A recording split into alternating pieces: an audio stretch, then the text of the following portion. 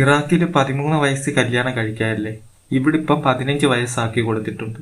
ഇറാഖും ഇന്ത്യയും തമ്മിൽ വ്യത്യാസമായി വരുന്നു എന്ന് എനിക്കറിയില്ല, ഒരേപോലെ ആയി വരുവാണെന്നും എനിക്കറിയില്ല. ഈ 30 വയസ്സുള്ള ഒരുത്തൻ 15 വയസ്സുള്ള ഒരു കുഞ്ഞിനെ കല്യാണം കഴിച്ചതിന് ബാലാവകാശ കമ്മീഷൻ കൊടുത്ത കേസാണിത്.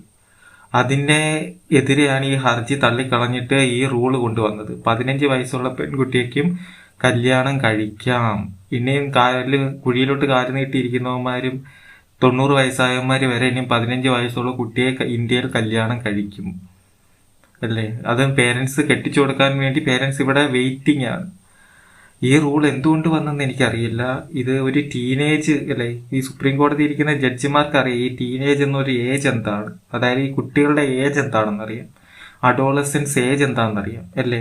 ടീനേജ് ഒരു 13 വയസ്സ് തൊട്ട് 20 വയസ്സ് വരെയെങ്കിലും ഒരു പെൺകുട്ടികൾക്ക് ഇച്ചിരി സമാധാനം കൊടുക്കുക, പഠിക്കുക, അവരൊരു ജോലിയിലോട്ട് പ്രാപ്തിയാക്കുക, അവർക്ക് സ്വന്തമായിട്ട് തീരുമാനം എടുക്കാനുള്ള പ്രാപ്തിയാക്കി കൊടുക്കുക. ഈ 15 വയസ്സിൽ ഒരു കുട്ടി എന്ത് തീരുമാനം എടുക്കുന്നത് നമുക്കറിയില്ല.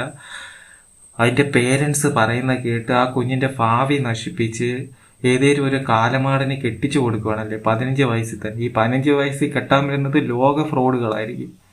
ഈ 15 വയസ്സിൽ തന്നെ കെട്ടാൻ വേണ്ടി അല്ലേ. ചിലർക്ക് പീഡോഫീലിയക്ക് ഇപ്പൊ സന്തോഷമായ വാർത്തയാണ്. ഈ പീഡോഫീലിയസ് ആയിട്ടുള്ള ആൾക്കാർക്ക്, അതായത് ഈ കുഞ്ഞുങ്ങളെ ലൈംഗികമായിട്ട് യൂസ് ചെയ്യുന്ന ആൾക്കാർക്ക് ഇതൊരു സന്തോഷ വാർത്തയാണ്.